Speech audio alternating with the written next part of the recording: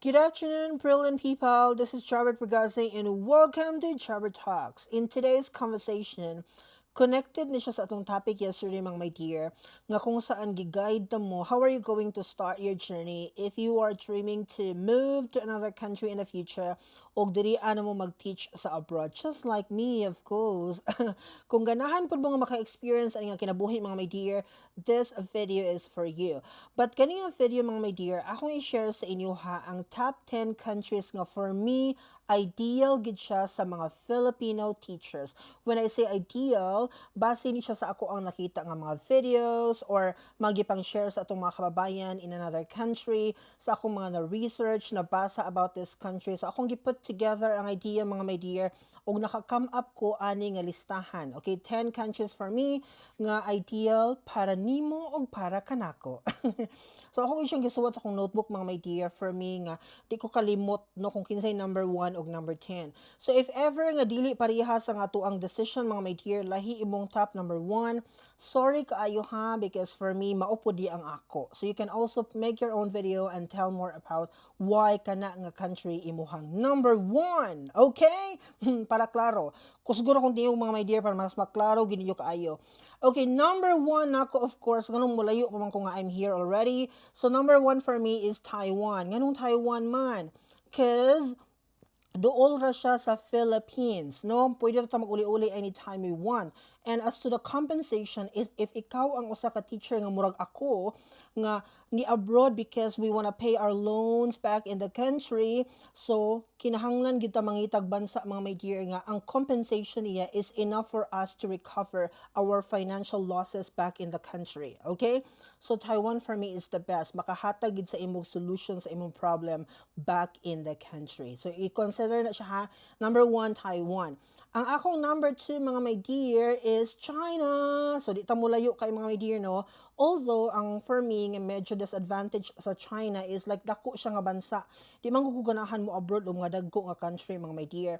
Pero akong gi-consider ang compensation sa mga Filipino teachers in China, okay gid siya. So far sa akong mga nakit-an nga mga videos or akong mga nakaistorya nga mga tao, medyo nindot ang gina-offer sa China sa mga Filipino teachers. So ato ni siya consider kay even accommodation is I think free in China. So very good, right?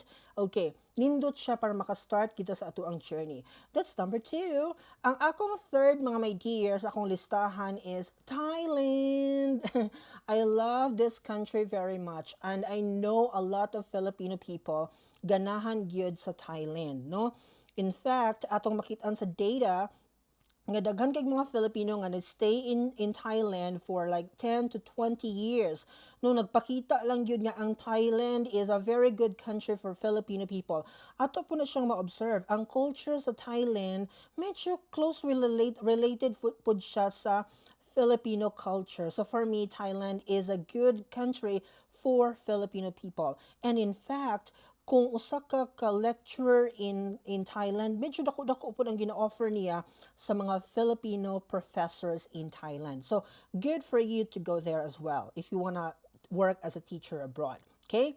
That's number 3. Ang akong number 4, mga my dear, is Saudi Arabia. Okay, nganong Saudi Arabia man? Kay ngano, ako ba yung gi-after is ang compensation. And so far, base sa akong research o pagpangutana sa akong mga friend, medyo okay gyud ang compensation sa Saudi Arabia. Nindot gyud siya, as in. Na ako'y kaila diri sa Taiwan, nga gikan sa Saudi Arabia before, iyang gi-compare iyahang compensation. Medyo dako pa iyahang limpyo sa Saudi Arabia before. Pero right after pandemic lagi, wa naman siya kabalik. And for her, okay naman po daw ang compensation sa Taiwan. So, okay na po nga, diri na lang siya magstay. But so far, kung iyahang i-compare ang iyahang mga benefits and iyahang compensation, limpyo niya sa iyang sweldo, mas higher kuno ang Saudi Arabia. So, fourth na ko siya. Akong panglima, okay. Ang panglima na ko, United Arab Emirates. Nakakita na mga video sa mga Filipino teachers ito. medyo nakita na ko nga okay ilang kinabuhi, especially ang ilang accommodation mga my dear, medyo presentable pud siya. Nya ang kind of life sa mga Filipino teachers dito, murag nindot siya no. Nindot ang pag-ariglar nila sa mga Filipino teachers. And I think the compensation in UAE is also okay. So nindot pud siya for Filipino teachers. Ingon ana. So lima na ta ha. Kadali lang kaya ang atong dagway kinahanglan sa nato i-star. So ang akong pang-unom mga my dear is Japan. I think love gyud kaay na to ang Japan. Even ang mga Taiwanese people, very love kaay nila ang Japan as a country. Pero for me, kung magtrabaho ka, it's not really good. Ngano man, kay ang sweldo sa Japan mga my dear, dili kayo siya ingon anak kadako gyud. Kay naay video nga akong nakitaan, iyang gitalk ang kanang sweldo bitaw sa jet program. Medyo dili kay dako kay ang first to third year kana mag-increase imuhang sweldo, but on your fourth year og fifth year same ra ang sweldo nimo ana. No, dili na siya mo increase imo ikalimang tuig. Kay nabi siya deadline after 5 years end na ba imong journey sa Japan. No, kay cultural exchange naman gid na siya, 'di ba? So karon akong gikwenta tong pinakataas niya nga offer sa mga Filipino teachers, wala raman kaabot og 150,000 pesos ang per month. So for me, not good for Filipino teachers. We need more, 'di ba? So given man good nga ang life sa Japan, expensive man gud siya nga country mga dear, no? High ang ilang cost of living diha. So dili pud maayo nga mudawat ta ani nga sweldo unya lisod ang ato ang pang gamiton sa atong everyday life, medyo gamay na lang ang ato ang mabilin. Di ta kapaldo mga dear. Kumbaga, no? So, pangitaong na tong country nga medyo okay gid ang ilahang compensation sa ato ang service. Ana. So, that's for number 6. Number 7 ako would be New Zealand. You know this one very well. Daghan po kay Filipino teachers nga nag-talk about this country. Unya, okay po ilang kinabuhi dito no, especially nga ang ilahang language English daan, so murag di ta kaayo mag-encounter og kanang problem sa language barrier no, kay magasinabot naman mo dayon.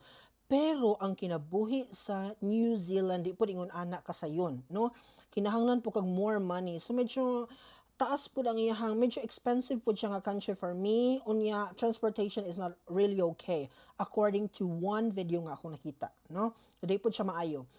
Number 8 nako is United States of America. Basig masyak mo ha, sir, daghan na ba kaayo og kanang Filipino teachers in America? Nganong number 8 raman siya?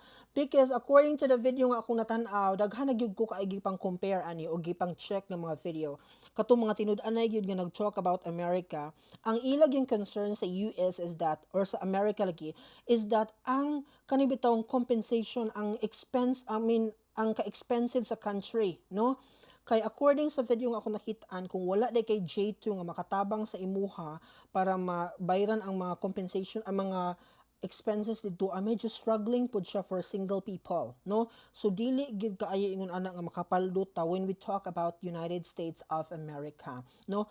But don't get me wrong, I love America very much. It's just that lahi ang akong goal sa kinabuhi nganong ni abroad ko. Okay? But the country itself, beautiful kaayo ang United States of America. Number 9, nagalibog ko between South Korea and Vietnam. Pero medyo wala kaayo Filipino teachers in South Korea, so I'll go for Vietnam for number 9. But I don't have any more reasons or explanations about Vietnam because naman ko'y bad nga experience akong friends, so medyo naguba ang akong expectation ani nga country. So I don't want to talk more. I don't recommend this country for Filipino teachers. I'm sorry to say that one. Number 10, ako number 10 mga my dear would be Spain. Ngano ako man giapil ang Spain sa akong top 10 because ang Spain mga my dear ato ning colonizer before. So naagitay kanang connection sa ilang history kumbaga mga Filipino people. So imagine ba naman they stayed in the Philippines for a very long time. So medyo na-connect gito sa ilahang kasaysayan, no? So for me, it's also a good place for Filipino people. Although, dili kayo ingon anak kadako ang offer nila sa ilang mga Filipino teachers doon niya ang kind of life medyo mahal-mahal pud ang kinabuhi sa Spain. So dili pud kayo nako siya recommend sa inyo. So number 10 lang gid siya, no? But so far kani akong gipili mga mate here, ang number 1 ani nga Taiwan, the best na gid kaayo, as in musolbad na gid siya sa mga problema nimo back in the Philippines. Murag kumbaga ang Taiwan gid pinaka-balance gid siya sa tanan. Try to discover and try to search more and watch more videos about this one for you to be able to be convinced by this video nga ang Taiwan is okay gid siya nga country if you want to solve your problem back in the Philippines. So that would be all for today. See you again tomorrow for another golden conversation. Bye bye.